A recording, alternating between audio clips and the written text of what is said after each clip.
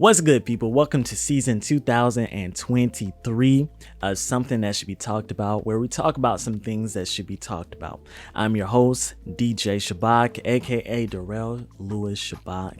Get Ron. And today I want to talk about myself. Let me break down my name real quick. My first name is Darrell, right? I'm named after my father. My father's name is Darrell. Technically, his mother named him Daryl, but he wanted to become a little bit more sophisticated, so therefore he decided to go by Darrell. And my grandfather's name is Lewis, so that Lewis is one of my middle names. Second middle name is Shabak, which is my third name. That's my unique name. That is the name that I go by. Family, friends, pretty much everyone knows me as Shabak. Last name is Gitron. That's name on my father's side. So that's just a little bit about me if you did not know. But today I wanted to talk about my fast. Maybe some of y'all who follow me on Instagram know that I took a fast for the month of January. I did no social media, no porn, no masturbation, gym every day, and no sweets, no sugary thing, nothing but water, right? Did I actually do it? No. Jesus, it was very difficult. I barely made it 2 days into the fast. 2 days into the fast before I end up looking at porn. 2 days into the fast before I ended up, I think, eating, something out. It was very tough. It was tougher than I realized because I hyped myself up. I was like, I can do this, but I couldn't. I did go to the gym most of the days. Here's a screenshot of the days I went. Some of the days that it says that I didn't go was days I went like at 11:30. And I hate how this app does it. If I start at 11:30 but end it at 12:30 a.m., in the next day, it considers it the next day workout. So there are some days where it literally has me working out twice that day, but I'm like, So I did try to stay consistent with going to the gym every day. That was difficult. I tried my best to cook at home every day. That was difficult because there were some days where I was out and I was hungry, or that I had a long day and I just did not feel like cooking. But I want to dive into, I guess more specifically, each of the different things I said I was going to do and the difficulty about it. So number one, let's start with social media. As y'all know, obviously I'm a content creator. So social media was easy and hard at the same time. The easy part was because I got a chance to take a break from having to upload videos almost every day. I was able to take a break from having to stay up on trends, what is a trending audio on Reels or TikTok, what skit I'm going to do, what topic am I going to talk about, right? So it gave me a time to be able to breathe. But where it was difficult, because I also use social media as a means to talk to people, friends, girls, right? I use social media as a way to be social. And when you don't go to class every day, I do hybrid classes where some classes are in person, some classes are online. When you don't have a physical job to go to, right? With my field, because I'm a videographer and photographer, some weeks I'm not working at all, while some weeks I am working. Some days I'm working at home editing, while other days I am on the field, filming and shooting. So I use social media as a way to be social. It's kind of like my escape of getting out the house without getting out the house.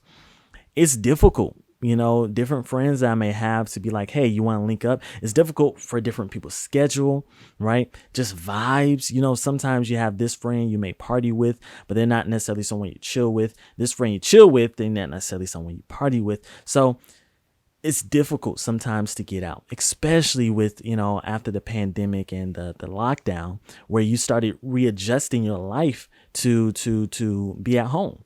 Even my room, I had this queen size bed. tall. It was about like this tall. I'm legit not exaggerating. It was about a 16-inch tall frame. Then the box spring, well, that was about that thick, right? Take up this whole frame. And then the mattress that was as thick as well. So it was nice, big. It was real nice. But it was taking up a lot of space. It took up about most of my room. And I don't have the finances right now to own my own studio somewhere, whether it's renting or I bought it. I don't have the finances right now to rent every time when I want to shoot. Neither is that smart because I got to go out of the house every time I want to shoot a video. So I've been made my room a place that I shoot some time ago, but I was like, I'm going to go in. I'm going to go all in, right? I'm going to go ahead and take out my bed and order a futon. So that's what I did. The futon that I'm sitting on is also my bed. And I'm like, I've seen a lot of other people do it on social media where they'll have like a pull out bed or like a small little bed, you know, so they can, it was supposed to allow them to not focus on their bed, but focus on their lifestyle, right? Their hustle and grind. It was a struggle. It is a struggle. So the first thing that I did was got a futon. I was thinking that the futon was going to sleep well. That was a mistake. It at first, like the first night, it was cool because I'm like hyped about it. After that went downhill. It is not meant to sleep on, like at all.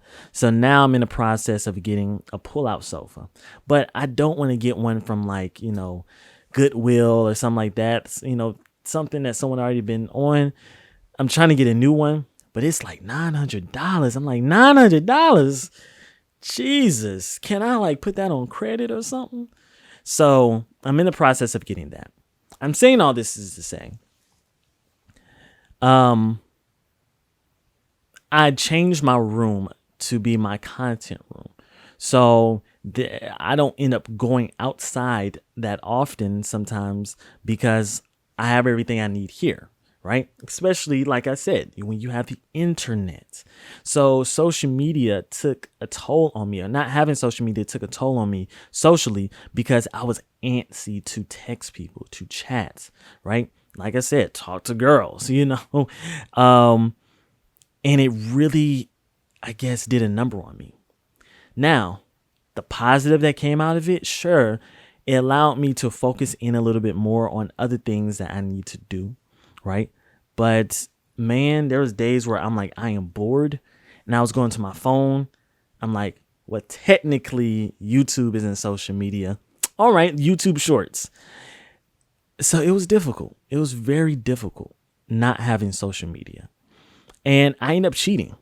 I got back on it because I'm like, hey, let me go check to see if there's a potential client that DM me or someone or whatever. I did that, but then stayed on it. Hey, what's up? You know, and slid into someone's DM or chatted with someone. And if that person, you know, saw my post or knew that I was on a fast, like, hold on, aren't you supposed to be on a fast? Why are you, blah, blah, you know? And I'm like, I know, I got a little distracted. So that was social media. The next thing was porn, right? Now, I want to tackle this as in holistically, because sometimes when we approach this conversation, we don't talk about it holistically. Porn is only half of our addictions, whether you're a man or a woman. Porn is just the visual aspect that goes along with the physical. What's the physical? The physical is masturbation. That's the thing we don't talk about often when we approach these conversations. We don't talk about how, yeah, I may be liking porn, the visual of it, but it's more so the feeling that goes along with it that has created this addiction. And so for the first 2 days, cool. Like I started on a Monday. So Sunday night, cool. Monday night, cool. But then Tuesday, it was a wrap. And it was difficult because I realized I've used porn and masturbation as a stress relief For 10 plus years, I've been, addicted to porn. I've said this before in some of my Bible study videos, but 10 plus years, I've been addicted to porn and masturbation. And it was difficult because I've used it as a way to relieve stress, whether it was a stressful day or just the fact that it was a habit that I created for me to do before going to sleep. So I was trying to break that habit. And there are days that I did go 2 or 3 or 4 days in a row without doing it. And I was proud of myself. But then 5th day came in, and also triggers. Now, here's another part of this conversation we don't talk about realistically, whether it's within the Christian space or just in the, the regular health space, whatever you want to call it.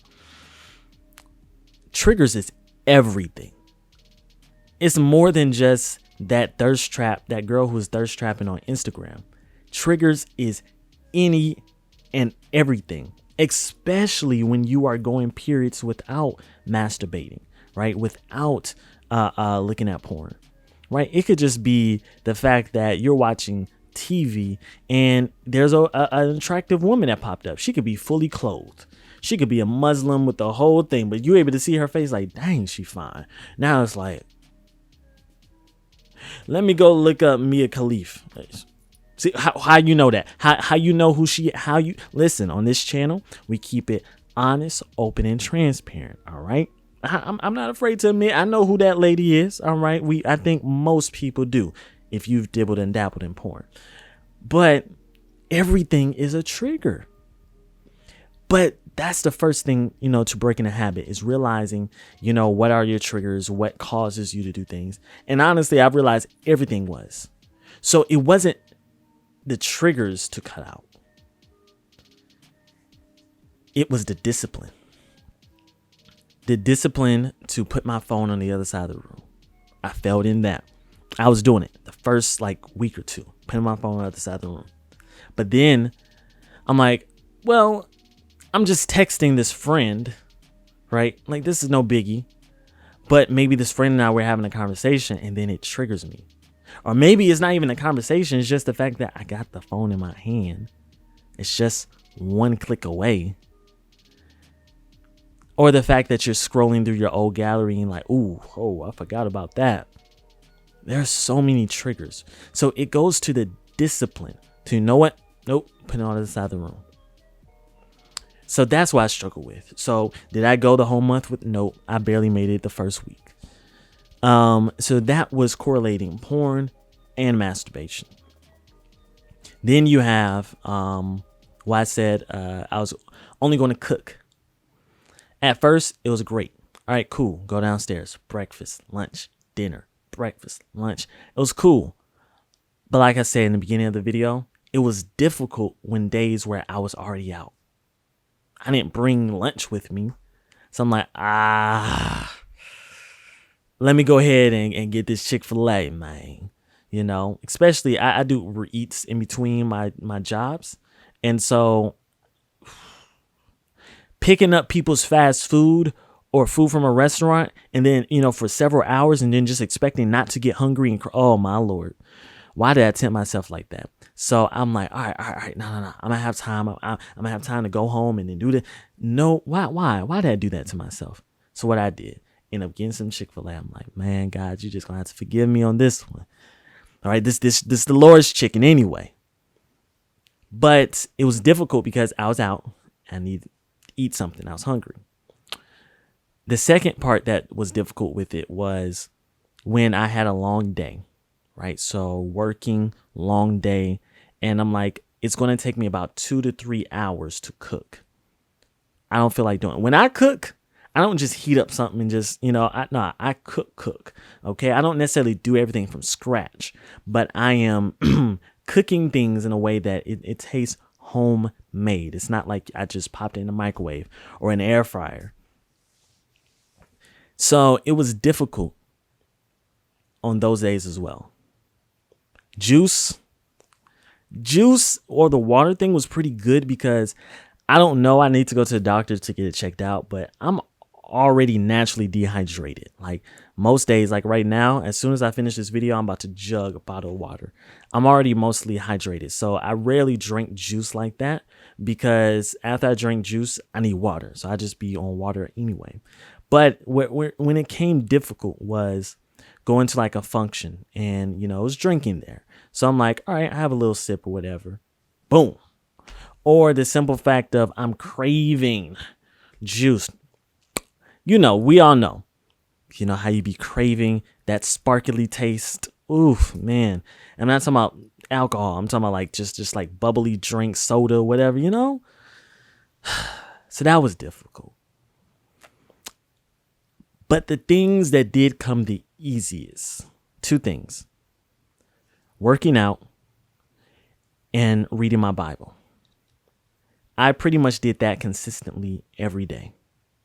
I don't know what about it made it easy, but it was quite easy to go to the gym every day. I think with the gym, the fact that I was able to see a physical progress, right? I was able to physically see my chest getting bigger, my arms getting bigger, my abs coming back in. I was able to physically see this. When I'm on the treadmill running, I can feel my endurance getting better, right? I was able to physically feel and see that I was getting better. There was a benefit to it. Compared to with porn and masturbation, it was a little bit difficult because it's like, is this really helping? In fact, it's making me a little bit more depressed.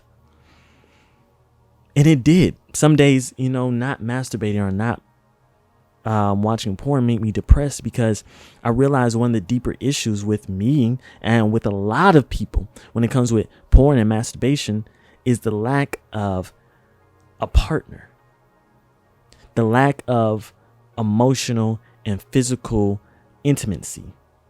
And oftentimes when we think about physical intimacy, we're thinking about sex. Oftentimes physical intimacy has nothing to do with sex. It's hugs, a rub, the person laying on you, you laying on them. Physical, right? You may say, well, that's where you get from your parents. But listen, I don't know. I be hearing some people talk about, oh man, I be cuddling with my dad or my mom. I'm like, that ain't me. I know the difference, okay, between my mother and father and a girl, and, you know, my girlfriend. I know the difference.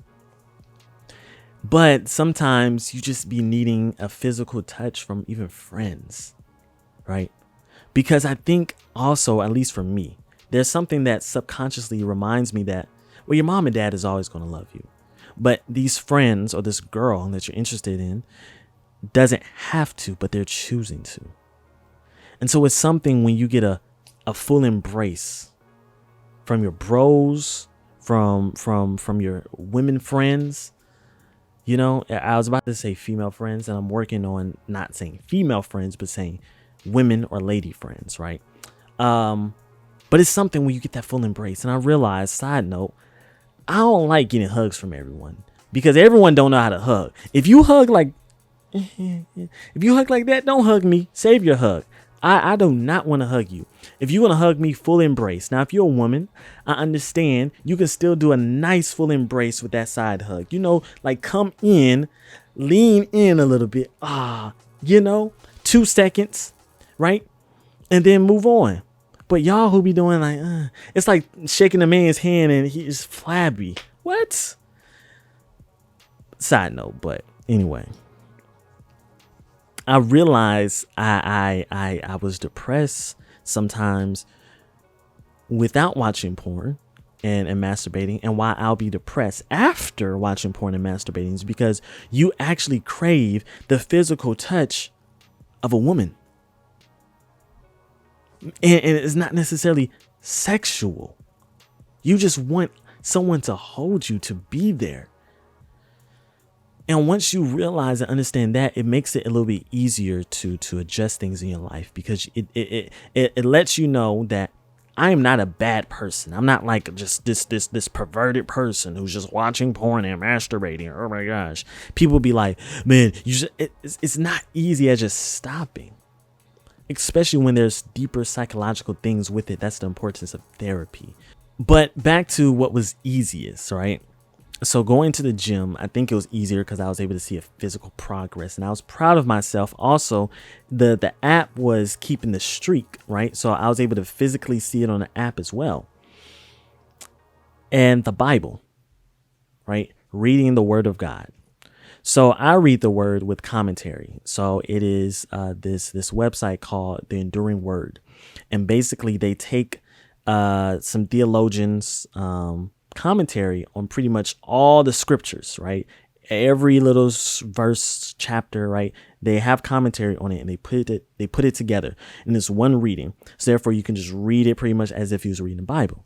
So it takes me a little bit longer. Right now, I'm in 2 Kings.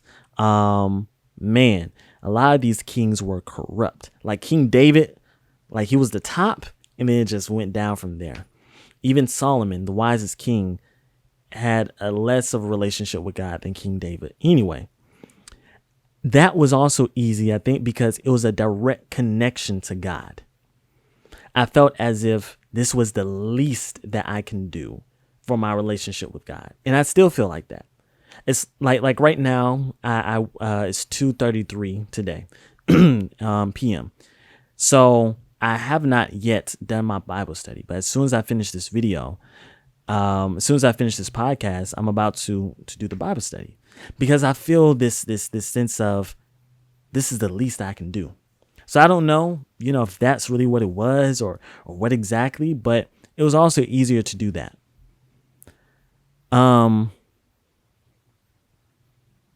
But it made me realize, this fast made me realize how much I need God's grace. It made me realize that even when I did go a few days without watching porn or masturbating, I slipped up, right? It made me realize when I said, all right, I'm going to fast where I'm not eating certain type of foods, I slipped up. And I hate how us Christians can come across sometimes and saying that the answer is within fasting, and the answer is within prayer. The answer is within reading your Bible every day, because it's not. God is wanting you. I love this. I forgot what preacher said this, but this preacher was like, sometimes God is calling you to fast, not so you can lose weight, but so you can step outside of his way, right? You fast and focus on this. So then now God is able to focus on that right. So I think that fasting is not always the answer. That's not the answer. Fasting is just like wearing a condom. I know. I'm sorry, but we already done talked about masturbation, right? But fasting and praying is like wearing a condom.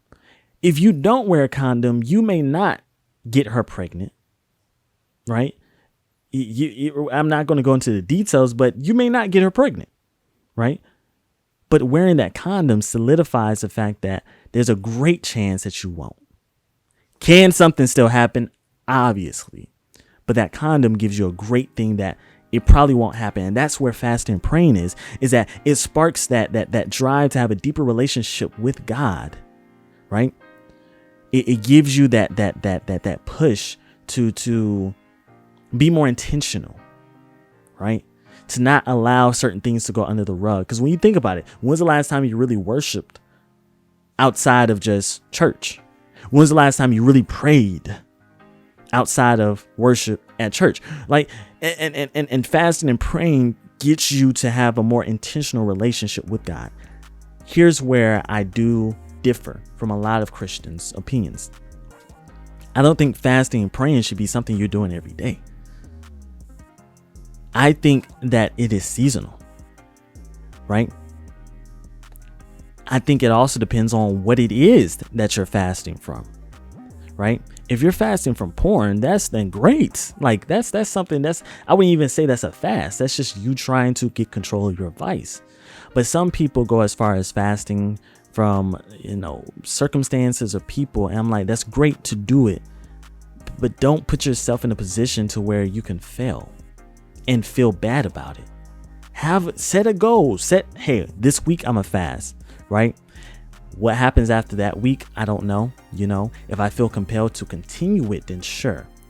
But I've heard so many people, they're just constantly fasting. And I'm like, but how healthy is that for you mentally? Are you depressed half of the days? Or is it good for you? Whatever works for you, as long as it's actually working. But we should not just be fasting just for the sake of it. You should be fasting because you actually see that it is helping you, right? For me, I wanted to fast because I realized that I had some vices and I needed some clarity. I do content creation every day and I'm like, I'm tired of just putting out videos. I need to be able to hear from God. What is it that he's needing me for? What is it that he's trying to tell me? And it did bring some sense of clarity. While some answers I have not still got while some questions I have not still got an answer to. So that was my experience with fasting. This video is actually longer than I was hoping. I was hoping to make this just like a 15-minute video. It's going on 30 minutes. If you are a Christian, fast for a purpose. If you are not a Christian, get clarity. You have opinions, whether you're atheist or agnostic. But exhale, breathe. Maybe you do need to take a pause in your life to figure out what is your goal. Because maybe that may push you towards a relationship with God. Or maybe you just may figure out some things in your life.